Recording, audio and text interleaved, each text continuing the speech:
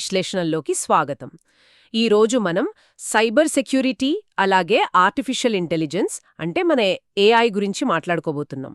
ఖచ్చితంగా. ఇది చాలా ఇంట్రెస్టింగ్ టాపిక్. అవును.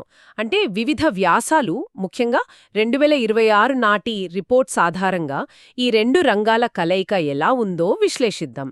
బేసిక్గా చెప్పాలంటే పాత సైబర్ సెక్యూరిటీ అనేది ఒక భవనానికి కాపలా ఉండే ఒక సాధారణ సెక్యూరిటీ గార్డ్ లాంటిది అనుకుందాం. కరెక్ట్. అదే ఏఐతో కూడిన సెక్యూరిటీ అంటే ఆ గార్డుకి ఒక స్మార్ట్ కెమెరా ఇంకా ఆటోమేటిక్ అలర్ట్స్ ఇవ్వడం లాంటిదన్నమాట. అవునవును. ఎందుకంటే పాత పద్ధతుల్లో ఆ గార్డ్ ప్రతి మూలకి వెళ్ళి ఏమైనా ప్రాబ్లం ఉందా అని మాన్యువల్గా చెక్ చేయాలి కదా. నిజమే. కానీ ఇప్పుడు దాడుల వేగమలా లేదు. దాడుల తీవ్రత చాలా పెరిగింది. ఒకసారి వెరిజోన్ 2026 నివేదిక చూస్తే ఏకంగా 48% దాడులు కేవలం ఈ ర్యాన్సమ్వేర్ ద్వారానే జరుగుతున్నాయి. ఓహో, అంటే హ్యాకర్లు ఆటోమేటెడ్ టూల్స్ వాడుతున్నారు కాబట్టి వాళ్ళు అంత ఫాస్ట్గా ఉన్నారు. సగటున $4.88 మిలియన్ నుండి $4.44 మిలియన్ తగ్గింది. ఒక్క నిమిషం, ఇక్కడే నాకు చిన్న డౌట్ ఉంది. ఏఐ అనేది టెక్నాలజీలో అంత పెద్ద విప్లవం తెస్తోంది అంటున్నారు కదా, మరి నష్టం కేవలం ఒక $4 లక్షల మాత్రమే తగ్గడమేంటి? ఈ వ్యత్యాసం కొంచెం తక్కువగా అనిపించడం లేదా? చూడటానికి ఆ వ్యత్యాసం చిన్నదిగా అనిపించొచ్చు కానీ ఇక్కడ వేరే లాభముంది. అంటే అన్నీ ఏఐ చూసుకుంటే ఇక మనుషులెందుకు, సైబర్ నిపుణుల అవసరమేముంది అని నా ఉద్దేశ్యం. అక్కడే ఉందండి అసలు విషయం. ఏఐకి సొంతంగా డెసిషన్స్ తీసుకునే శక్తి లేదు.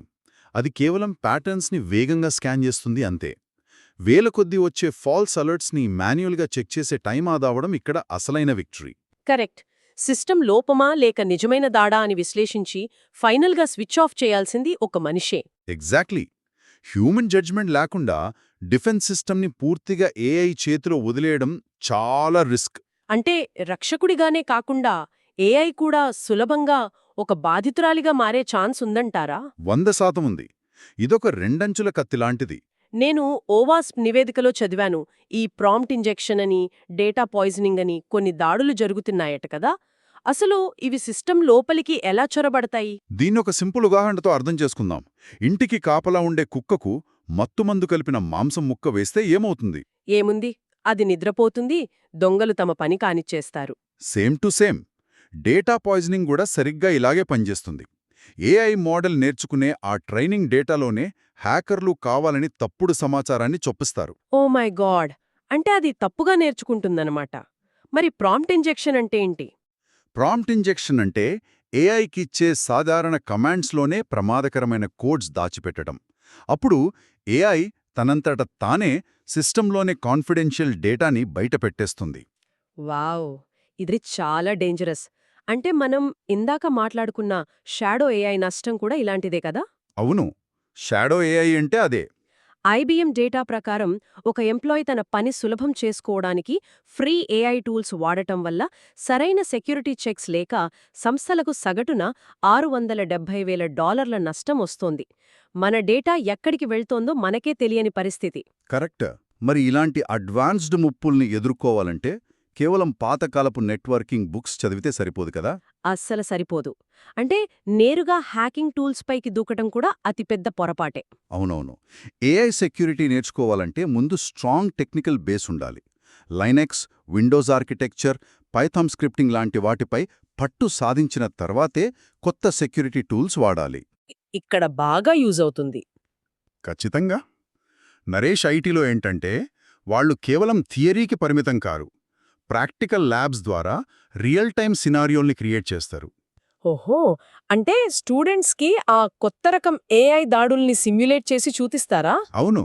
స్టూడెంట్స్ ఫౌండేషన్ నేర్చుకున్నాక ఏఐ సెక్యూరిటీ టూల్స్ని వాడి రియల్ టైమ్ ప్రాజెక్ట్స్ చేస్తారు. ముఖ్యంగా బ్లూ టీమ్ ఆపరేషన్స్ నేర్పిస్తారు. అంటే సెక్యూరిటీ ఆపరేషన్ సెంటర్లో ఎలా పనిచేయాలి అనేది కదా? అవునండి. ప్రాంప్ట్ ఇంజెక్షన్స్ లాంటివి జరిగినప్పుడు వచ్చే అలర్ట్స్ని ఎలా గుర్తించి ఆపాలో ప్రాక్టికల్గా నేర్పిస్తారు. ఏ లాగ్ ఎందుకొస్తుందో విశ్లేషించడం ఇక్కడ కీలకం. రైట్. సాంప్రదాయ నెట్వర్క్ సెక్యూరిటీని కొత్త ఏఐ టెక్నాలజీతో ముడిపెట్టి విశ్లేషించడం నేర్చుకున్న వాళ్ళకి భవిష్యత్తులో డిమాండ్ ఉంటుంది.